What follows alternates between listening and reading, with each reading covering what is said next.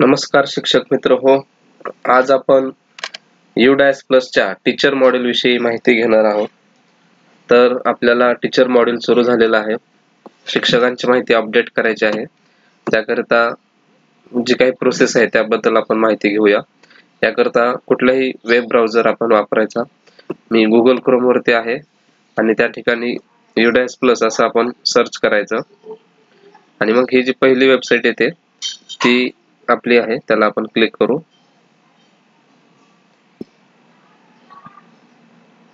आता या ठिकाणी आल्यानंतर आपण जर पाहिलं तर आपल्याला लॉग इन करण्याकरिता log in for all modules म्हणजे जे काही UDAS प्लस चे मॉड्यूल आहेत, टीचर मॉड्यूल असू देत, UDAS प्लस असू देत किंवा शाळा माहिती असू देत किंवा स्टुडंट मॉड्यूल, हे सगळ्यांसाठी या ठिकाणी इथून जाता येतं. त्यासाठी आपण लॉग इन ला क्लिक करू. आता या ठिकाणी वेगवेगळे लॉग इनचे बटन्स आपल्याला दिसत आहेत. तर पहिलं जे आहे ते स्कूल डिरेक्टरी साठी आहे, म्हणजे जर मुख्याध्यापक बदलले असतील, मोबाईल नंबर अपडेशन असेल जे पासवर्ड साठी खूप महत्वाचं आहे, ईमेल अपडेशन असेल आणि मॅनेजमेंट त्याप्रमाणे जे काही इतर चेंजेस असतील, शाळेची स्थापना वगैरे जर काही दुरुस्ती असेल तर इथून ते करता येईल. प्रोफाईल फॅसिलिटीज साठी इथे आहे आणि टीचर मॉड्यूल साठी हे लॉग इनचं बटन आपल्याला दिलेलं आहे. याला आपण क्लिक करू. त्यानंतर आपल्या शाळेचा युजर आयडी आणि पासवर्ड टाकून UDAS प्लस साठी जो काही युजर आयडी म्हणजे आपला UDAS कोड असणार आणि पासवर्ड UDAS प्लस साठी तुमच्या शाळेचा जो असेल तो आपल्याला त्या ठिकाणी एंटर करायचा आहे आणि दिलेला कॅप्चा कोड टाकून आपण लॉग इन ला क्लिक करायचं. लॉग इन केल्यानंतर अशा प्रकारे आपल्याला माहिती दिसेल. या ठिकाणी आपल्याला click here to open teacher DCF to fill the data असं म्हटलंय, म्हणजे शिक्षकाची माहिती भरण्याकरता अपडेट करण्याकरता येथे क्लिक करा. तर आता आपण डॅशबोर्ड वरती आलेलो आहोत. टीचर मॉड्यूल मध्ये एंटर केलेला आहे. आता आपल्याला या ठिकाणी टोटल टीचर किती आहेत ते दिसतात. रेग्युलर स्टाफ, नॉन टीचिंग 0 आहेत आणि इनकम्प्लीट मध्ये 2 आहेत, म्हणजे हे इनकम्प्लीट आहे ते आपल्याला कंप्लीट करायचे आहे. तर ते कसे करायचे ते आपण आता बघणार आहोत. जर समजा ह्या 2 व्यतिरिक्त जर समजा नवीन टीचर आपल्याकडे ऍड झाला असेल, नवीन शिक्षण सेवक भरती झालेले आहे, तर त्यांना ऍड करायचं असेल तर ऍड न्यू टीचरला क्लिक करून या ठिकाणी दिलेली जी माहिती आहे, जो काही फॉर्म आहे तो सगळे माहिती भरून आपल्याला सेव्ह नेक्स्ट करून त्या टीचरला सुद्धा आपल्याला ऍड करता येईल. आणि त्याचप्रमाणे ऍड नॉन टीचिंग स्टाफ जर आपल्या एखाद्या शाळेत आला असेल तर तेही त्या ठिकाणी करू शकतात. तर आता आपण जे इनकम्प्लीट आहेत त्याला आपण कंप्लीट करूया. आता या ठिकाणी आल्यानंतर आपल्या समोर त्या शाळेतले जेवढे शिक्षक आहेत त्यांची लिस्ट येते आणि या ठिकाणी स्टेटस दिसतं इनकम्प्लीट आहे, बरोबर.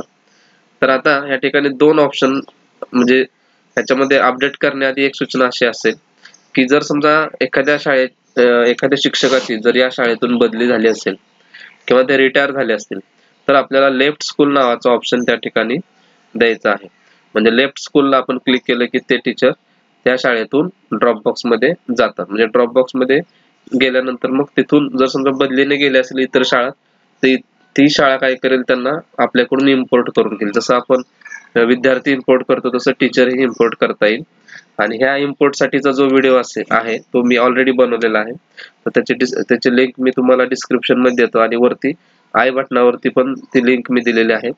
त्याला क्लिक करून तुम्ही तो डिटेल मध्ये व्हिडिओ पाहू शकता. म्हणजे लेफ्ट स्कूलला क्लिक केलं की तो टीचर ड्रॉप बॉक्स मध्ये जाणार आहे. तर आता आपल्याला हे टीचर अपडेट करायचे आहेत, तर यासाठी पहिल्यांदा जनरल प्रोफाईलला क्लिक करायचं आणि मग जनरल प्रोफाईलला क्लिक केल्यानंतर ज्या बाबी याच्यामध्ये आपल्याला चेंजेस करायच्या वाटत असतील, काही चुकीचं वाटत असेल किंवा एज्युकेशन जर समजा वाढवलं असेल, त्याच्यामध्ये काय अपडेशन असेल तर ते आपण या ठिकाणी करू शकतो. आणि जर अपडेशन नसेल तर फक्त खाली अपडेट हे बटन आहे त्याला क्लिक करायचं आहे. त्याच्यानंतर दुसऱ्या पेज वरती आलेलो आहोत. त्याच्यानंतर या ठिकाणी काही मुद्दे आहेत ते बघत आपल्याला हे करायचं आहे. Train in computer for use in teaching, म्हणजे अध्यापनामध्ये कॉम्प्युटर यूज करू शकतो का, तर त्याला आपल्याला येस करायचं आहे. काही ठिकाणी त्याला नो झालेला आहे. त्याचप्रमाणे ट्रेनिंग तुम्हाला जे आवश्यक वाटतं ते तुम्ही याच्यातून सिलेक्ट करू शकतात.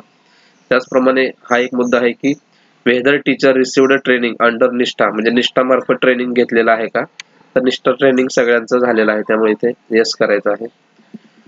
यातल्या ज्या काही बाबी आहेत ज्या लागू असतील आपल्याला, ज्या झाल्या असतील त्या आपण करायचं आहे.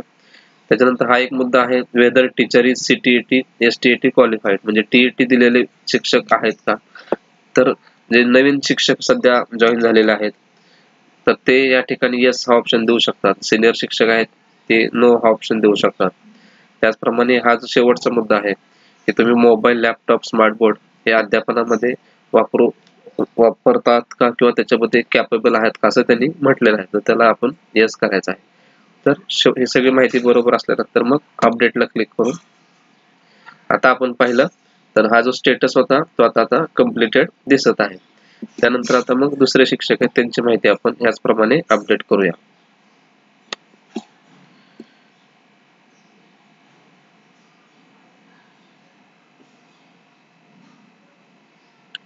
जे काही बदल तुम्हाला करायचे असतील ते करू शकतात. माहिती तपासून काही दुरुस्ती असल्यास दुरुस्ती करू शकतात. आपली दोन्ही टीचरची माहिती या ठिकाणी अपडेट झालेली आहे. त्यानंतर आता आपण परत डॅशबोर्ड वरती येऊया.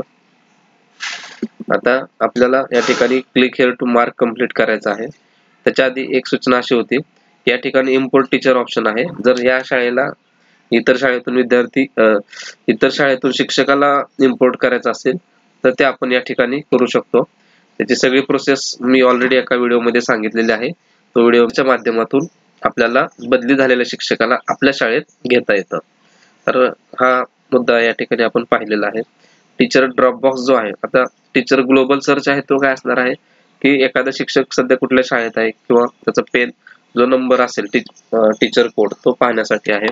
त्याच्यानंतर टीचर ड्रॉप बॉक्स आहे, याच्यामध्ये ज्या शिक्षकाला आपण लेफ्ट स्कूल केलेलं आहे म्हणजे ते रिटायरमेंटच्या कारणाने असू देत किंवा बदलीच्या, तर ते आपल्याला ड्रॉप बॉक्स मध्ये राहणार आहे. आणि इनएक्टिव्ह डिलीटेड टीचरची लिस्ट असणार आहे, डुप्लिकेट म्हणजे हे बाकीचे ऑप्शन आहेत. तर आता आपलं जे काम होतं ते आपण इनकम्प्लीट ते कम्प्लीट केलेले आहेत, पण या ठिकाणी ऑलरेडी पण इथे दोन काय दिसतात इनकम्प्लीट. तर आता हे बदलण्याकरता आपल्याला या ठिकाणी click here to mark complete करायचं आहे. म्हणजे अपडेट केल्यानंतर पुन्हा या ठिकाणी क्लिक हिअर टू मार्क कंप्लीटला क्लिक करायचं. त्याच्यामध्ये मग आपल्या शिक्षकांची संख्या दिसते. इथे रिमार्क आहे तो 20 कॅरेक्टर म्हणजे 20 शब्दांचा रिमार्क आपल्याला इथे द्यायचा आहे. त्याच्यामुळे तो रिमार्क हा थोडासा मोठा लिहायचा आहे.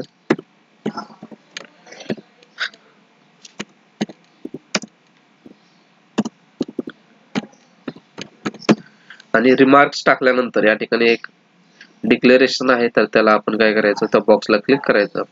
आणि आता ही जर माहिती एकदा हे केली का त्याच्यामध्ये अपडेशन ह्या वर्षी तरी होणार नाही असं ते त्यांचं म्हणणं आहे. तर मग या ठिकाणी अपडेट स्टेटसला आपण क्लिक करू, कन्फर्म करूया. आणि आता आपण पाहिलं तर स्कूल स्टेटस अपडेटेड सक्सेसफुली. आता बघा इनकम्प्लीट मध्ये 0 दाखवत आहे, टोटल काउंट 2 आणि ओव्हरऑल स्टेटस जे आहे ते मार्क कम्प्लिटेड असं आलेलं आहे. म्हणजे टीचर मॉड्यूल मध्ये जे काही काम करायचं होतं ते आता आपलं पूर्ण झालेलं आहे. अशा प्रकारे टीचर मॉड्यूल मध्ये आपल्याला काम करता येईल. जर काही तुम्हाला याबाबत अडचणी असतील तर तुम्ही नक्की विचारू शकता. धन्यवाद.